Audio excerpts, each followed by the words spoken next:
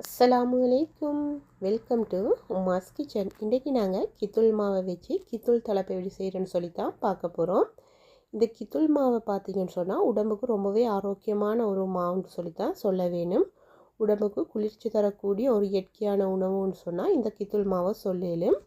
இந்த மாவை பார்த்தீங்கன்னு சொன்னால் ஸ்ரீலங்காவில் குறிப்பிட்ட ஒரு சில பிரதேசங்களில் அதுவுமே மிகவும் அரிதாக கிடைக்கக்கூடிய ஒரு மாவாக இருக்குது. இப்போ நாங்கள் இந்த மாவை வச்சு கித்துல் தலப்பை எப்படி செய்கிறேன்னு சொல்லி பார்ப்போம். இதுக்கு நான் ஒரு 100 கிராம் அளவுக்கு கித்துல் மா எடுத்துருக்கிறேன். பாருங்கள், இது ஸ்ரீலங்காவில் எஸ்பெஷலாக மத்திய மலைநாட்டு பகுதிகளில் கிடைக்கக்கூடிய ஒரு தாவரத்திலிருந்து எடுக்கிற மாவு தான். எங்கள் எல்லாருக்குமே கித்துல் கருப்பட்டி நல்லாவே தெரிஞ்சிருக்கும். வட்டலாப்பம் எல்லாம் செய்கிறதுக்கு யூஸ் பண்ணுவோம். அந்த கித்துல் கருப்பட்டி கூட இந்த மரத்திலிருந்து எடுக்கிறது தான். இதெல்லாமே நான் தெரியாதவங்களுக்கு ஒரு விளக்கத்துக்காக தான் சொன்னேன். இப்போ நான் இதில் 100 கிராம் அளவுக்கு மாவு எடுத்திருக்கிறேன். அதுக்கு கொஞ்சமாக தண்ணியை ஊற்றி கட்டி எதுவும் இல்லாமல் நல்லா கையால் இதை மாதிரி கலக்கி விட்டு எடுத்துக்கொள்ள போகிறேன். பாருங்கள் எப்படி செய்கிறேன்னு சொல்லி. இதுக்கு நாங்கள் தண்ணி ஊற்றினதுக்கு பிறகு கொஞ்சம் கட்டி மாதிரி ஆகும். கட்டி எதுவும் இல்லாமல் இதை மாதிரி கையை போட்டு நல்லா எல்லாத்தையும் கரைச்சி விட்டு எடுத்துக்கொள்ள வேணும். பாருங்கள், நான் கையில் எடுத்து காட்டுறேன் எந்த அளவுக்கு நிறைய கட்டிகள் இருக்குதுன்னு சொல்லி. இந்த கட்டிகள் எல்லாமே பார்த்து நல்லா உடைச்சி விட்டு எடுத்துக்கொண்டால் தான் எங்களுக்கு கித்துல் தலப்பையை நல்லா பர்ஃபெக்டாக செஞ்சு எடுத்துக்கொள்ளலும்.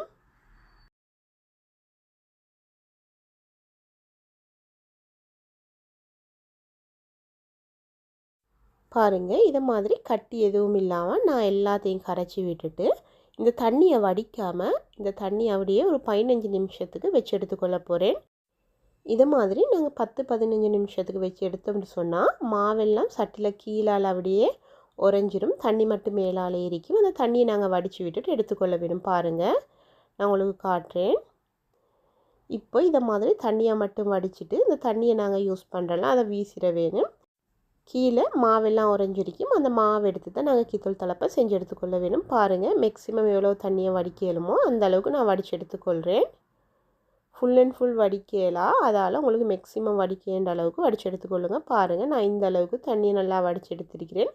கீழாலைங்கிற மாவுமே நல்லா உறைஞ்சிருக்குது. இந்த தண்ணியை நாங்கள் வீசிட்டு இப்போது இந்த மாவில் தான் நாங்கள் கித்துல் தலப்பை செஞ்சு எடுத்துக்கொள்ள வேணும்.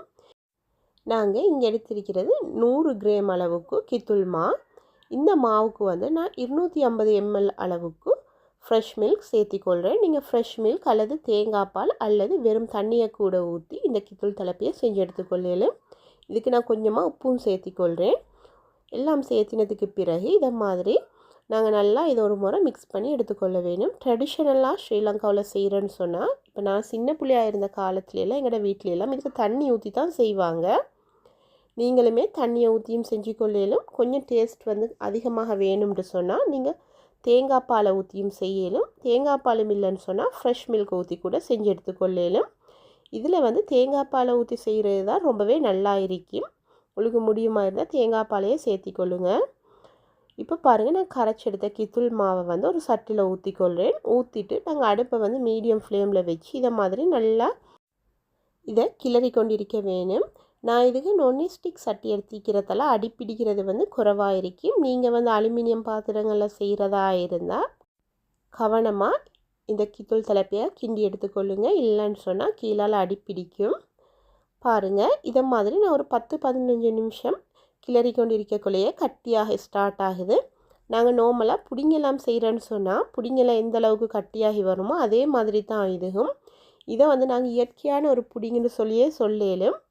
இதுவும் கித்துல் மரத்துலேருந்து எடுக்கிற ஒரு ஸ்ட்ரெச் தான். அதால் செய்கிறதால இந்த மாவுமே இயற்கையான முறையில் ரொம்பவே அழகாக இதை மாதிரி பர்ஃபெக்டாக கட்டியாக ஸ்டார்ட் ஆகும். பாருங்கள் எந்த அளவுக்கு அழகாக கட்டியாகி கொண்டிருக்குதுன்னு சொல்லி. இதை மாதிரி கட்டியாக ஸ்டார்ட் ஆகினதுக்கு பிறகு நாங்கள் அடுப்பை லோ ஃப்ளேமில் வச்சு கிண்டி எடுத்துக்கொள்ளலும். பாருங்கள் எந்த அளவுக்கு நல்லா கட்டியாகி இருக்குதுன்னு சொல்லி. இதை மாதிரி நல்லா திரண்டு கட்டியாகி வர டைமில் நாங்கள் அடுப்பு ஆஃப் பண்ணி விட்டுட்டு ஒரு பாத்திரத்துக்கு லைட்டாக எண்ணெயை தடவி இதை பாத்திரத்துக்கு ஊற்றி ஒரு 4-5 ஹவருக்கு கட்டியாக வச்சு எடுத்துக்கொண்டால் எங்களோட கித்துல் தலப்பை பர்ஃபெக்டாக கட்டியாகி வந்துடும். உங்களுக்கு இதை மாதிரி கட்டியாக்கி எடுத்து சாப்பிட விருப்பம் இல்லைன்னு சொன்னால் இந்த மாதிரி ஸ்டேஜ்லேயே நீங்கள் ஆஃப் பண்ணி விட்டுட்டு ஒரு பாத்திரத்துக்கு ஊற்றி விட்டு ஒரு 2-3 ஹவர்லேயே எடுத்து சாப்பிடுவோம். மேலும் அந்த டைமில் இது நல்லா கட்டியாகி வந்திருக்காது. இப்போ நாங்கள் 4-5 ஹவர் வச்சு எடுத்தோம்னு சொன்னால் இது நாங்கள் புடிங்கெல்லாம் கட் பண்ணி எடுத்து எந்த அளவுக்கு கட்டி அழகாக வருமோ அந்த மாதிரி வரும்.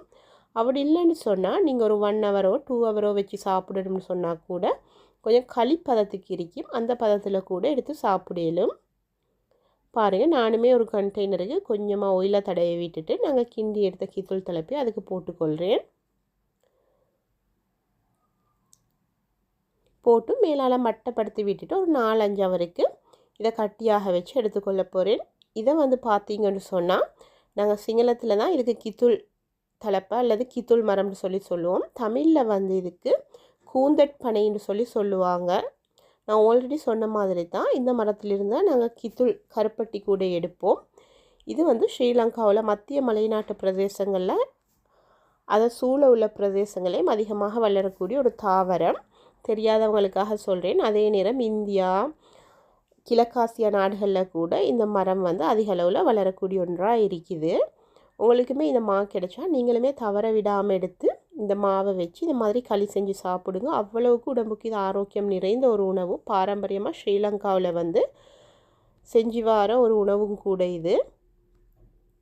பாருங்கள், இந்த கித்தூள் தலப்பிக்கு நாங்கள் சீனி எதுவுமே சேர்த்தலை. நாங்கள் இதை வந்து சாப்பிட்ற எப்படின்னு சொன்னால் இதுக்கு நாங்கள் தேங்காய் பாலுக்கு சீனி அதோட வாசத்துக்காக வேண்டி 2-3 ஏலக்கியை தட்டி போட்டு பாலை வந்து இதை மாதிரி காய்ச்சி எடுப்போம். காய்ச்சி அந்த பாலை ஊற்றி தான் நாங்கள் இந்த கித்தூள் தலப்பியை சாப்பிடுவோம்.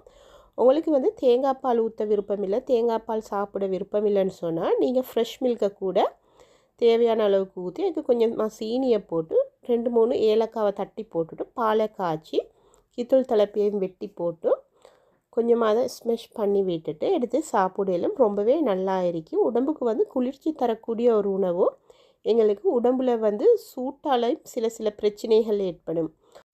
உதாரணமாக வாய்ப்புண் வரையிலும், சில ஆட்களுக்கு கால் வெடிப்பு இருக்கும், சில ஆட்களுக்கு சூட்டாலே முடியும் கொட்டும், வகுத்தில் புண் ஏற்படும். இதை மாதிரி பிரச்சனைகளுக்கெல்லாம் இயற்கையான முறையில் நாங்கள் தீர்வை பெற்றுக்கொள்ளணும்னு சொன்னால் இதை மாதிரி இயற்கையான முறையில் எங்களுக்கு கிடைக்கிற சில உணவுப் பொருட்களை வச்சே அதற்கான தீர்வை எங்களுக்கு பெற்றுக்கொள்ளலும்.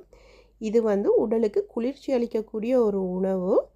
நீங்களுமே உங்களுக்கு கிடைச்சா தவறாமல் வாங்கி செஞ்சு சாப்பிடுங்க. இந்த மாவு வந்து ஸ்ரீலங்காவில் மத்திய மலைநாட்டு பிரதேசங்களில் உள்ள சில கடைகளில் கிடைக்கும். அதே நேரம் கொழும்புல கூட கிடைக்கக்கூடியதாக இருக்குது. அதோட நாட்டில் ஏனைய பிரதேசங்களையும் கிடைக்கக்கூடியதாக இருக்கும். நீங்களுமே உங்களோட ஊரில் உள்ள கடைகளை விசாரித்து பார்த்து வாங்கி எடுத்து சாப்பிடுங்க. பாருங்கள், நான் வந்து செட்டாக வச்சது நல்லாவே செட்டாகி வந்திருக்குது. பாருங்கள் எந்த அளவுக்கு பர்ஃபெக்டாக செட்டாகி இருக்குதுன்னு சொல்லி. ஒரு மஸ்கட் புடிங்க கட் பண்ணி எடுத்த எதை மாதிரி இருக்குமோ அந்த அளவுக்கு இருக்குது. பாருங்கள், இப்போ வந்து நான் காய்ச்சி வச்ச பாலுமே லைட்டாக ஆறி இருக்குது. அதை போட்டு தான் இதை சாப்பிட போகிறேன்.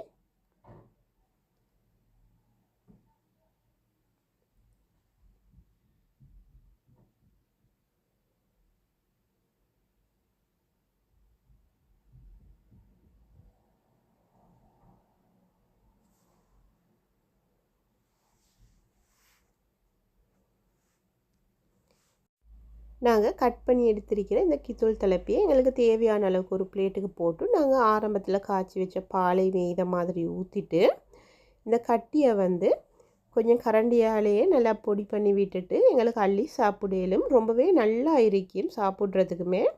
நீங்களுமே தவறாமல் கிடைச்சா சாப்பிட்டு பாருங்கள். உங்களுக்கு இந்த வீடியோ யூஸ்ஃபுல்லாக இருந்தால் உங்களோட ஃபேமிலி ஃப்ரெண்ட்ஸ் கூட ஷேர் பண்ணிக்கொள்ளுங்க.